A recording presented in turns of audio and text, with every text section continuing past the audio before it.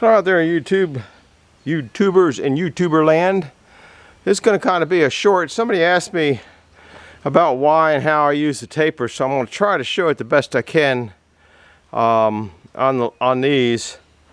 And I don't really know where to start, so I'm going to start here. If you got a nice straight log, okay, I guess I'm going to go on and off the tripod. If you got a nice straight log, you go all the way up against the L when you bring it in, say on your first cut, okay? But most logs are tapered. Most trees are tapered. They start out fatter at the bottom and work their way up and get skinnier and skinnier. So let's say this was the fat side or skinny side. So that's pushing against, say this is the fat side, because I like the skinny side up, I like the small side up at the Sawyer's position. Okay, so that's there. So let's say this was skinnier up here. Say this was like this. So what you do is you bring that out. So now your board or your log is on a flat surface. Now if you're doing it properly, you're going to bring this one out so it meets in this little section, so it's pushing there. Guess what? I don't do it properly. So that's kind of how you do in the tapers. And if it was the other way, you'd be bringing that one out. Now you might have another scenario. I mean, they're all different. Okay, say this board here, okay, say this is the log. See how goofy it is? Well, that's how most logs are, especially pine logs. So I just happened to hit a flat there, but let's say I don't hit that flat, because remember this is a solid one. Say I hit there, but then I might hit this here. See, so I might, if you do it right, you might want to bring that taper out. But what you're shooting for, is a straight, the straightest you can get on the front. So that one's hanging over the bed. You can see down here, the bed's, I don't know, back there a hair. So what a lot of sawyers do is bring them up till they're even with the head. Okay, you see that's bed, I guess that's not the head, bed. Okay, then you can bring it out.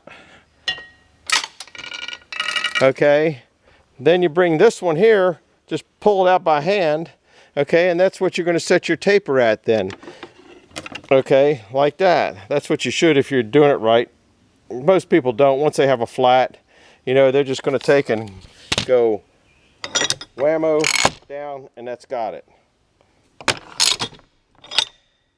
So that kind of explains, I guess it explains, look at all the dirt on that thing. That kind of explains the tapers. Now if you have a bowed log, okay, this one's not bowed, but let's say it was.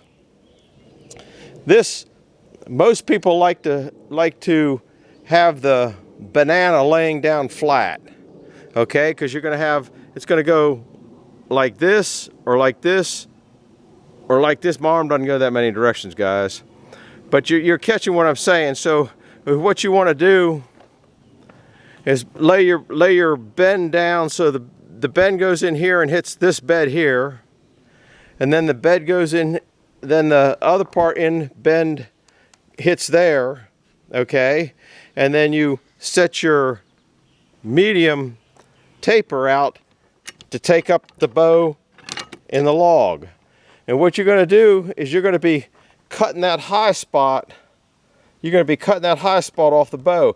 If you put the bow, let's just say this is all your log is.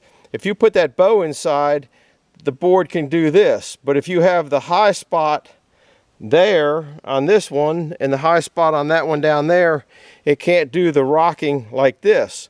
Then once you cut that off and it's flat, then you flip it over, and you know you're cutting the belly out of the log is what you're cutting out.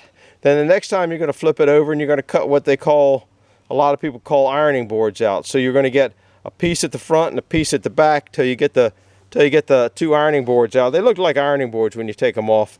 You'll hear Mark speak of it from time to time. So then you have basically a straight log because you've knocked out the belly on the one side. You're going to cut the belly out first, then you're going to cut the two ironing boards off. The second, once you roll at 180, you're going to cut the two ironing boards off. Then you basically have a straight board. Then you can just start whacking away at it any way you want. So that's kind of how you use these tapers. This is the last board of all those ones I just sawed, but I'll probably put this one on. I think I'll put this one on tomorrow night. I'm gonna put a sawn one on. I don't know what I'm gonna do. I'm wore out. There's all the wood we got from that one. 1, 2, 3, 4, 5, 6, 7, 8, 9, 18 boards out of it. A couple of these boards down here, one's 15, one's 14, I think one's 12. I think then I got down to the 10 up here. No, that's still 12. So there's some good sized boards. The guy might want to gnaw them in half. And I got one more kind of junky banana board. You can see the banana in it. So you're going to put this part against the head block and that part up there against the head block, okay, and then you're going to cut the belly out. Okay, this one really isn't worth sawing. Then you're going to do and cut a little wedge shape that they call an ironing board off both ends, and then you just attack it. So anyhow, that's kind of a little quick video I'm putting on just because I wanted to do it while I still remembered it. So I'm trying to think what else I got to go over. I don't think there's too much more to go over. Just don't think there's too much more to go over. I'm going to go recoup, guys. It's still Sunday evening. If you're curious what day it is, it's Sunday evening. Look at the mess over there. It's just got to go do another bonfire. I did one and burned up a bunch of stuff. Now I got to go do another bonfire and burn up another bunch of stuff. I don't think I got the oomph to put some of these boards up on that tower that's getting up there, but I'd sure like to put them up there, but I just don't think I'll be able to. So anyhow, that's kind of it for this one. It was just kind of showing. Somebody had asked about the tapers. I don't remember who. I can't keep track. If I write it down, I lose the list of the names anyway because I'm just getting old and senile. So that's about it for this little short video. I'm glad you stopped by. If you liked it, hit the like button, and if you want to come back and see on the next one, hit the subscribe button. And if you got any questions about setting those tapers, I guess I said I like the narrower part of the log on the sawyer's end of the carriage, because then I don't have to walk down to the other end to set the taper. When you have a tapers like Mark has up at his Edmondson mill, he can sit there and set either taper from the same spot in his little booth. So that does make that a lot easier. I mean, there's a lot of things that make his mill a lot easier. But that's the way it is. Anyhow, thanks for stopping by. We'll see you later. Bye-bye now.